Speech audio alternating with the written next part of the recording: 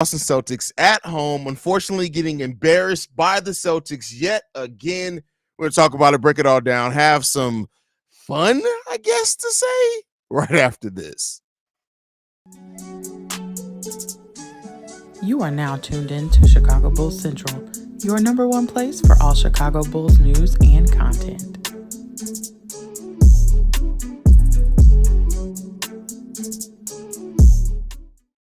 What's going on, Bulls fans? Welcome to another episode of Chicago Bulls Central, your number one spot for everything Chicago Bulls related. I'm the host, Derrick Haize, but more importantly, you guys can follow the channel at Bulls Central Pod on every social media platform we happen to be on. With that being said, let's go ahead and get into this content. And unfortunately, the Chicago Bulls lost to the Boston Celtics by having a 3 lead at the end of the first half. The Chicago utterly in the third quarter, losing the third quarter 37-21. And at that point, it was almost like it was the same old Chicago Bulls team. The energy, everything was out the game for the Bulls. And we were right back looking at the same team that we saw that just is outmatched against teams. Now, I did say in the halftime hangout that I completely expected the Boston Celtics to come out in that second half firing on all cylinders and making adjustments, and that's exactly what this team did in the second half of this game. And unfortunately, despite the Bulls even still winning the rebounding battle by 9, which was the same lead that they had in that rebounding battle in the first half of the game, they just didn't have enough. Didn't have enough. Turnovers completely killed the Bulls. The Boston Celtics having 20 points off turnovers to 17 only for the Chicago Bulls. And then you look at, just things overall in this game. We didn't execute well enough. We did have more second chance points. They killed us in points off the points on the fast break. We won the points in the paint battle by 20. The Bulls, when you look at the statistics in this game, the Bulls should have been right in this game, but it comes down to the execution piece of it. The 13 turnovers by the Chicago Bulls, even though the Boston Celtics did also have 13, we just didn't do enough in this game. 28 three-pointers taken in this game. They made 23 three-pointers, going 23 of 47 for 48% from the field. That math problem persists for the Chicago Bulls. And then overall, we just had some disappointing performances overall in this game, and it just wasn't enough. Kobe White does finish the game with 20 points. Despite having 5 points in the first half of the game, we expected him to come in and do that. Vooch, who had 20 points in the first half, finishes with only 22 points in the entirety of the game. That's not going to get it done. We didn't have success in the same way that we're having. He does finish with 22 points, 14 rebounds, 2 assists, and shout out to him. DeMar DeRozan finishes with 19 points.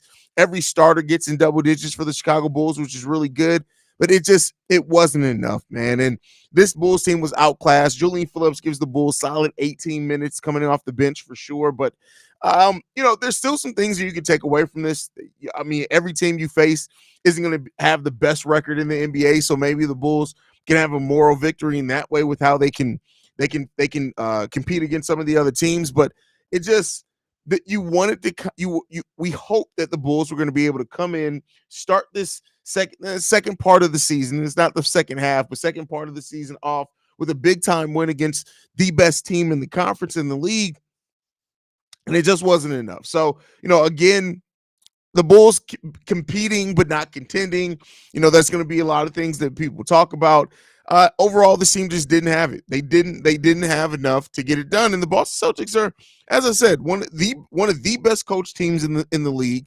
They execute properly. They spread the ball around. When you look at White in this game leading the team in scoring with 28 points, going 9 of 14 from the field. You also have Tatum with 25. You got Jaylen Brown with 21. Right?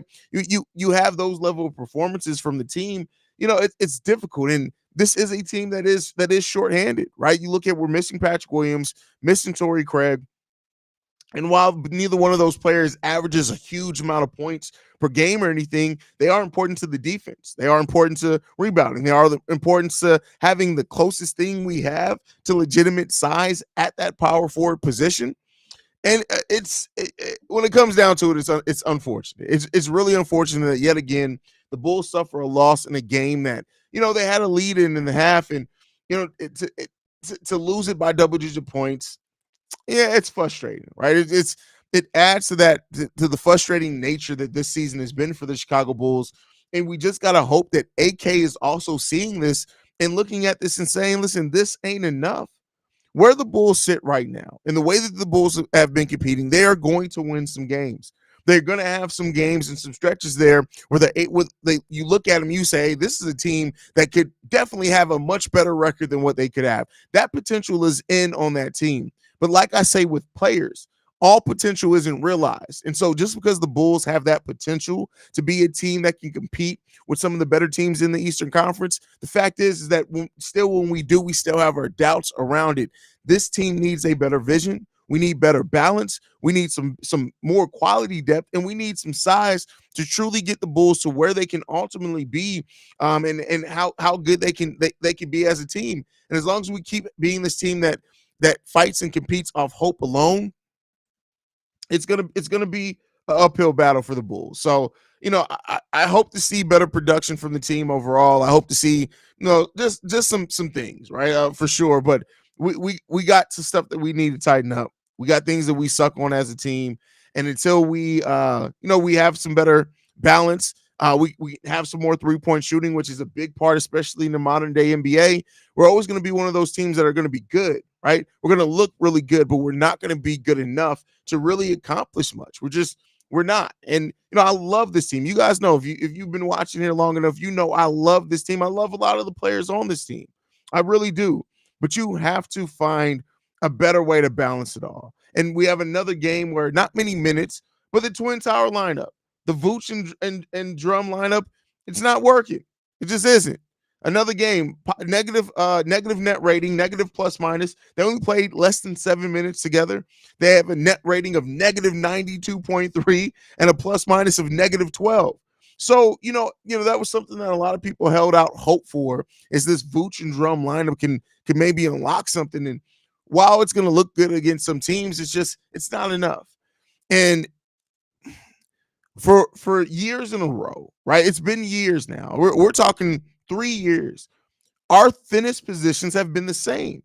The power forward and the center position have been thin all 3 of the last 3 seasons. Rim protection has been thin to non-existent for 3 years in a row. 3-point shooting has been thin to non-existent for 3 years in a row since Lonzo basically went down. And it's just, I would love to see the Bulls through the lens that it seems like Arturas Karnisovas sees this team through, because it's almost like he looks at this team and sees something better. It's like having beer goggles on, right? It's like having you pick up a fine chick at a bar, and when you wake up in the morning, she's ugly, and sometimes you're not gonna give a damn. But then you're looking at yourself and looking like, what the hell are we doing here? That's where this thing is. This is a team that can look really good sometimes, but the results are always going to be a mixed bag. And until AK is willing to get really creative and come off some of these players that you built to this team, we're always going to be a team that stays around this area. And I for one, am kind of tired of it, right? And I know a lot of Bulls fans are as well. Now, again, I don't want to completely crap on the team. This was the best team in the league. The Boston Celtics are the best team per record in the NBA. Top 5 in offense, top 5 in defense. It's going to be difficult for the best teams on any given night to beat that Boston Celtics team. So let me be clear. The way that the Bulls competed in this game, even though they weren't able to get the job done, it still lends itself to get a little bit of credit. But this has been the story for the Bulls for the longest. We are going to beat some of the bad teams. We're going to beat some of the good teams. But where our record's going to end up is somewhere that still lies us in being mid. And as long as that becomes the barrier for you, as long as that continues to be the thing that you're okay with as a franchise, then listen, this is where we're going to sit. And we can be this team for the next decade, a team that just wins between 35 and 41 games for the next 6 seasons. We're going to see Kobe White excel, look really good. We're going to see some growth from Io. We may see Julian Phillips and Dalen Terry look really good.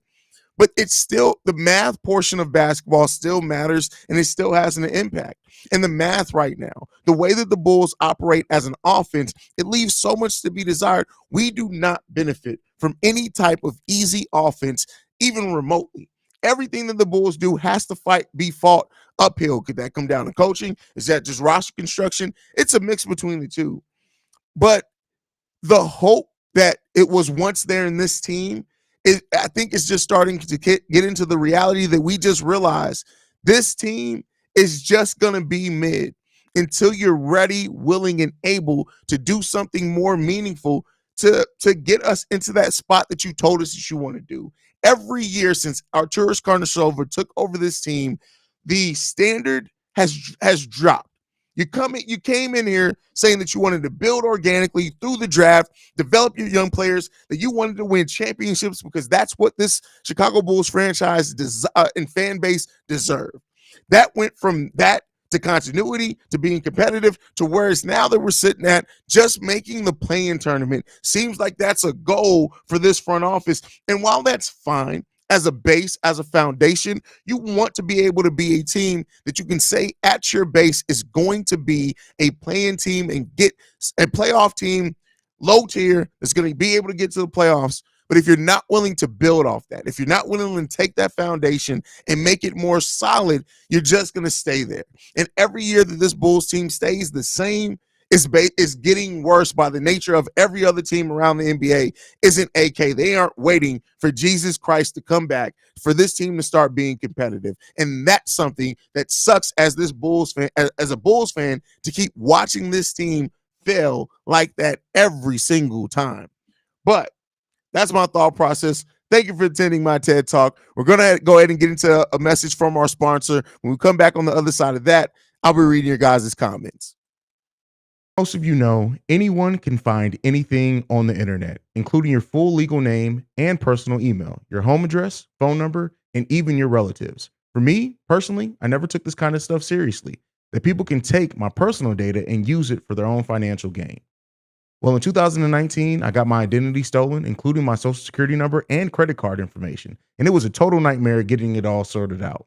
From recouping loans that were taken out in my name and shopping sprees on my credit card, there are some really bad people out there, and it's sad to say, but it's true. Do a Google search for your personal information or someone you know and see if a people search site shows up.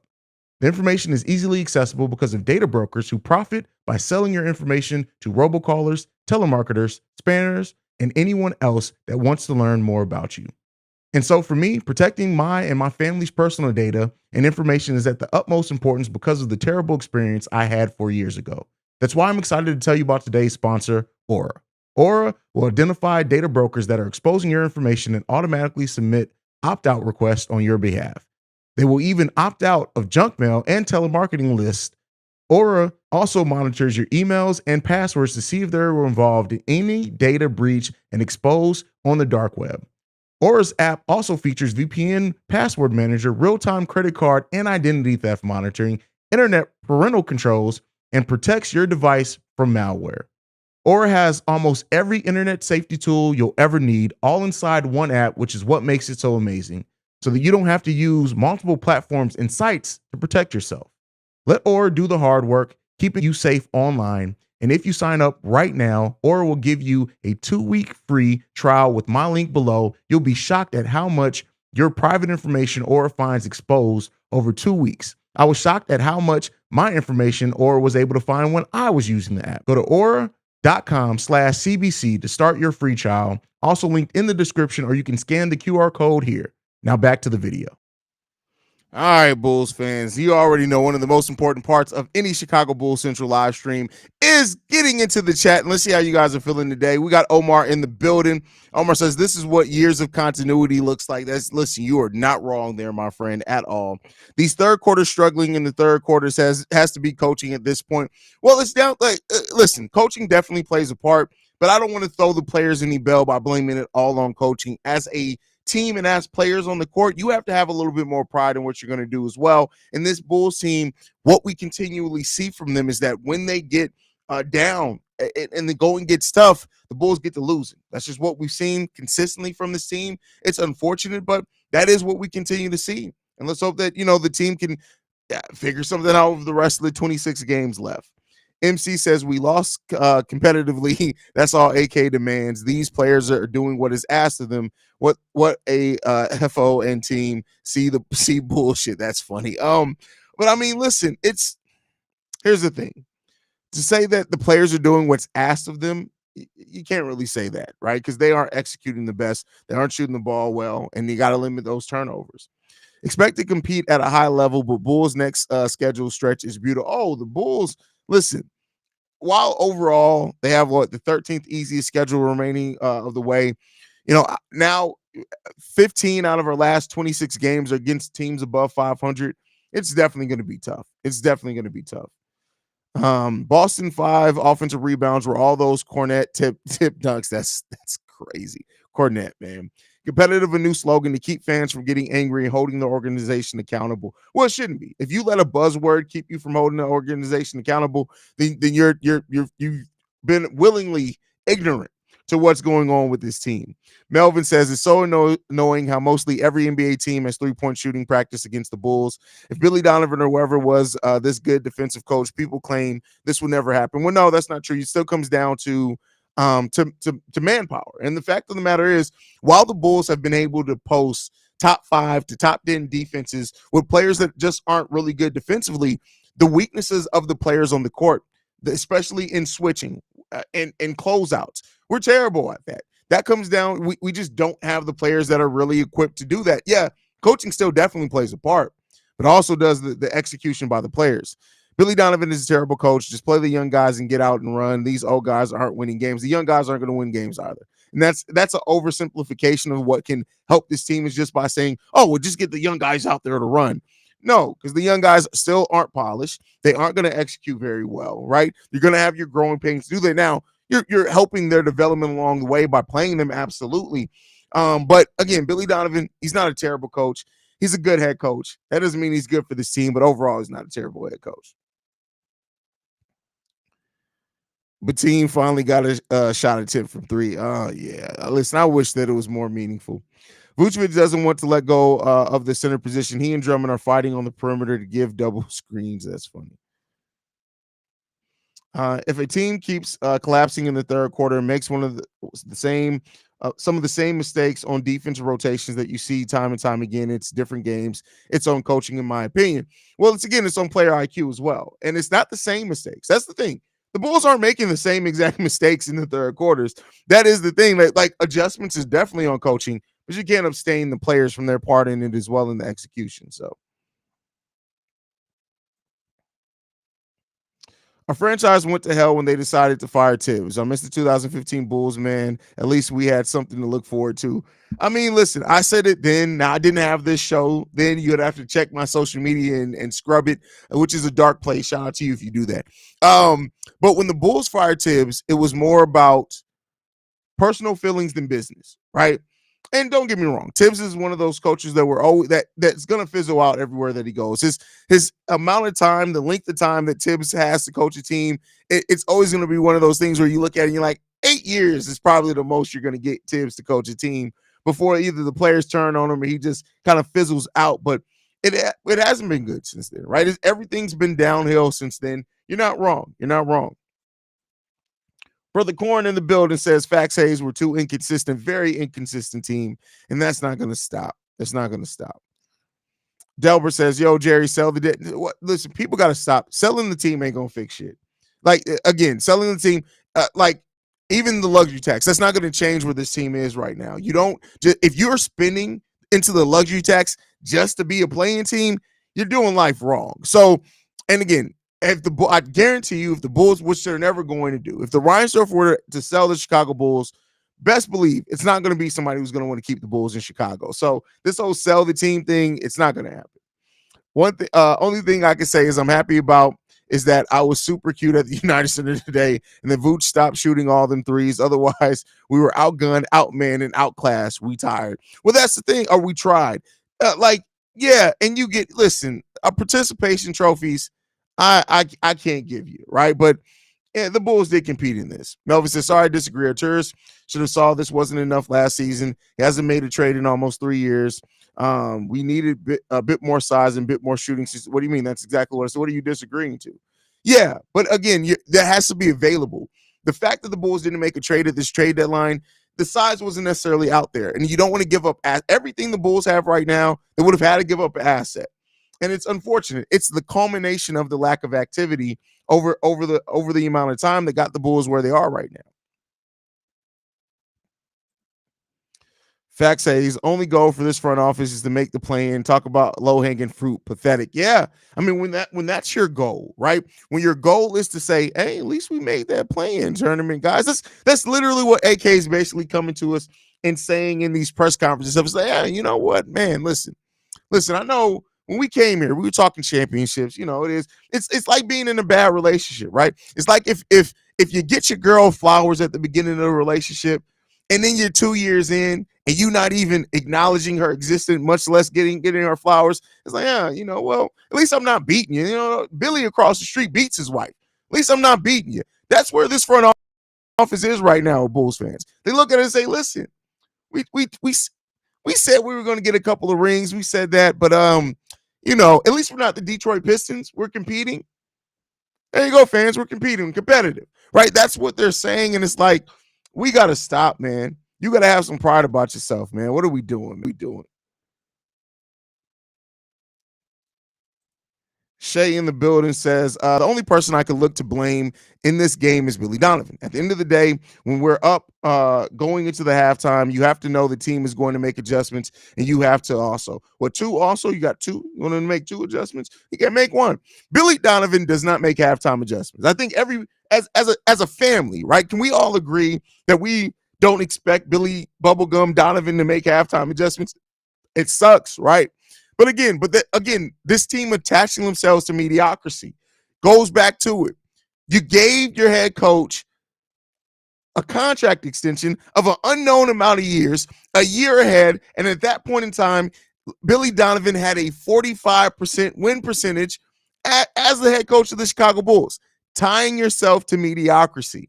That's what this front office is doing. That's where this franchise is at right now. The AK, Eversley, Jerry Reinsdorf, Jesus, everybody's looking and saying, hey, listen, how much can we double down on mid? Billy, what's your win percentage? What's your win percentage as this guy? 47%. Bet we got 5 more years for you. This is what we need from you, Billy. Listen, hold on. Billy. Yeah, Billy. It's Jerry. Like I wanted to holler at you real quick. Yeah. So we were reviewing your performance as the head coach. And what we came up with is that you're pretty mid. So we were reviewing it. You got about a 47.5 win percentage, which, you know, it's not terrible, but it's not good either. So here's what we're going to do for you. Because you've been so mid, we want to make sure that fans have a little bit of hope, but not enough. We want them to be frustrated, but not too frustrated they're not buying T-shirts. There's this red-bearded guy's name's Haize. We want to make sure he keeps buying shirts. So here's what we're going to do. We're going to give you 15 years on this contract, Billy. Once we get that contract of 15 years signed in, here's what we need you to do. Every time you get 3 games close to 500, we need you to lose 4 games. Yeah, that's just lose 4 games, Billy. Yeah, as long as you keep doing that, you're going to keep having your job. So yeah, listen, Billy. This is what we're saying. Get to 3 games below 500. Sell the team on hope, right? If you can time that around the trade deadline, that would be great. But you know, it's not needed. So get about 3 games below 500, right? That's what I need you to do. Once you get there, lose 4 games. Can you do that for me, Billy? Yeah, we got the bubblicious for you. That's not a problem. I bet I had Edna fax over the contract. Thank you there, bro. That's where this Bulls front office is right now. Like that's what we're doing. We're attaching ourselves to being mid. It is what it is. Like it is what it is. That's where we sit right now, man. Opponent's game plan versus Bulls practically every game is shoot a lot of threes. Well, it's more than that, right? Try to force them into switches. That's going to be even worse. So injuries hurt tonight. Lately, our opponents have been a lot healthier than us. I mean, listen, yes, every team has injuries. Don't get me wrong, but the Bulls have been able to compete with having injuries. It just is what it is, man. Please trade Zach for 5 second rounders at this point. Hey, listen, you may have to give up 5 second rounders to trade Zach LaVine at this point, man. It just may have to happen. There were some nice plays where we were hitting guys on cuts to the basket for easy buckets. That went away in the second half after Boston made an adjustment or we stopped doing. Well, the thing is this team doesn't move consistently without the ball. They don't. They don't move without the ball in their hands. Like, listen, they can learn a lot from Tiana Trump. Once you got the ball, you keep moving. Like, you just keep moving. Y'all keep y'all heads up because let's be real, it's the Celtics, but our time will come, but it's not that time. And I don't know when that time will be in the next 10 years. We'll see. We'll see. Don't worry how they'll perform now post All-Star break, or is it just one game? And do you think they'll maintain their stay? I mean, it's one game. We gotta see it's a lot to say. Listen, this Bulls team's still playing better basketball than not. They're winning more games than they're losing. So, it's still, don't get me, I'm frustrated by this loss because of the way we lost this game, but there's still enough to say there. We'll see. At this point, it's frustrating how is the Bulls more competitive when they struggle to stay healthy and keep up against better teams. I mean, listen, I, that's the nature of being a Chicago Bulls fan. Everything that doesn't make sense is exactly what they'll do. First of all, I see you trying to get attention here, Jordan. You're a bitch. Like, let's just be clear. Yeah, Pat, my name's not even, you don't even know whose show you're in. Listen, I understand that you had to pop the dick out your mouth to be able to come to this live stream and type. It's very difficult to suck dick and type YouTube comments at the same time. But I'm telling you, my guy, multitask. If you're going to come in here multitask, it's bad enough that's the Avi pick that you use. I already can tell that you suck dick behind the Dollar Tree, hoping to get enough money to buy a couple of tea bags. It's okay. But don't come in. You will get flamed, my boy. Chill the hell out, man. Chill the hell out, bro. It's okay. I understand that you haven't seen the only dicks that you've seen in the last 12 months is the dicks that you suck because you're too fat to see your own. But calm down, bro. Chill out. Chill out. Don't worry about it. Chill out. Get your life together, man. Yeah, there's really no way to argue any sense about Billy's secret contract. Meanwhile, we wait for the answer to the secret, knowing for a fact that we hate the answer. I mean, listen, this front office has shown an ability to make moves. It just seems like they making them in spurts. What it seems like, AK, from what he's done here, I'm not even bringing what he did in Denver, but what he's done here to the Chicago Bulls, he built a solid enough foundation and had a plan. Once that plan went to shit, he's now taken 3 years to come up with a new plan. Hopefully the next plan works and he can start building off of it. Because right now, much like Billy Donovan's halftime adjustments, the way that AK has adjusted to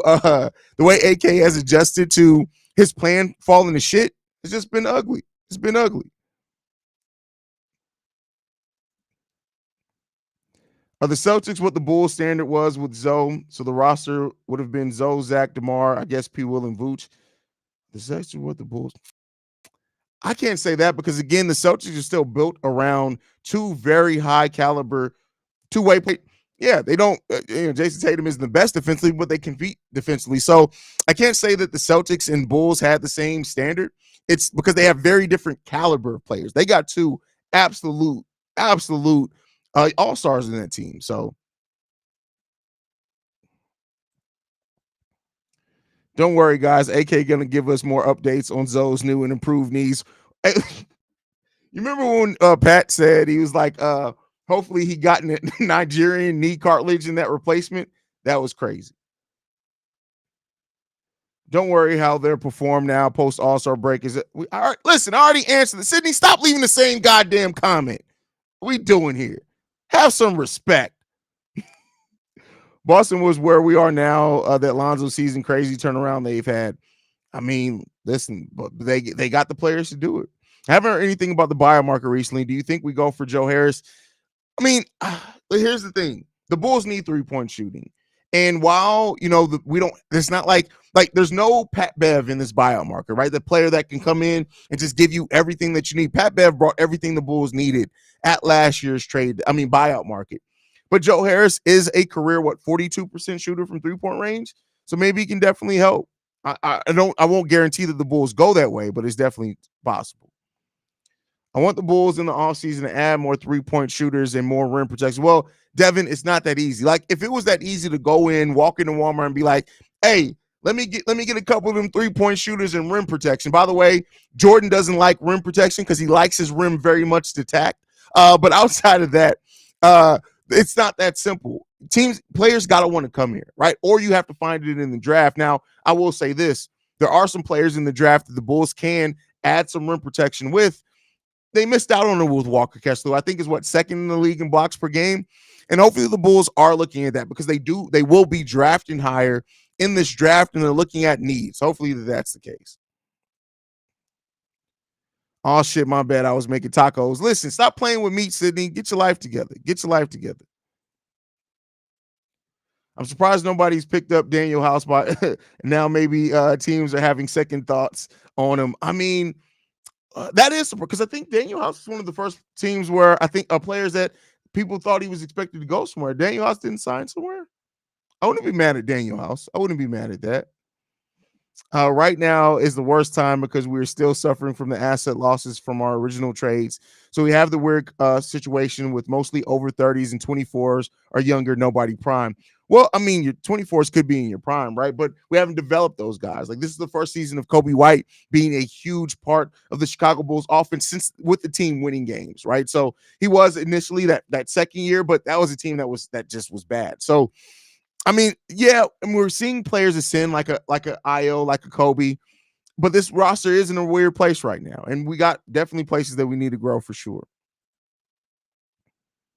Speaking of Walker, I can't believe that Utah Jazz are having him coming off the bench. I mean, it doesn't surprise me. He's still playing a lot of minutes, right? Coming off the bench or starting, I look at the minutes. It's more when you're out there on the court in the modern NBA, and he's out there in some really good, important times. Roast is now on. Oh, it ain't no point of that. These dumbasses going to trade up then draft Zach Edey. They're not going to draft Zach Edey. It's not going to happen. Zach Edey is not going to be the target because that would be absolute god awful and trash. I mean, listen, it is what it is, though. But all right, guys, I got to get ready to go do Locked on Bulls. So my bad for starting the post game stream late as well. I was frustrated. I'm not even going to front on y'all. I was frustrated to shit for a second there. Most of you guys know I don't do live calls for games because I am a very passionate Bulls fan. And there was a time period in this game where I was just literally like, hey, I'm not gonna look at my phone. I'm not gonna do anything. I was pissed off. So it is what it is when it comes down to it. But hey, we gotta get ready to go live over on Locked on Bulls. So make sure you guys stay tuned in over there. Thank you so much for being the best part of Chicago Bulls Central. We are 8 days away from making 1,000 straight days of Chicago Bulls Central. I can't wait to bring you guys the episode 1,000. I love you guys so much, man. Make sure you guys are following the show at Bulls Central Pod. You can send us any feedback, questions, comments, concerns, bullcentralpod@gmail.com. Lastly, if you want to leave a text message and our voicemail, the number to do so, 773-270-2799. We are the number one spot for everything Chicago Bulls related, thanks to you guys. And like to end every episode on, go Bulls. Love you guys. See red if you can, y'all.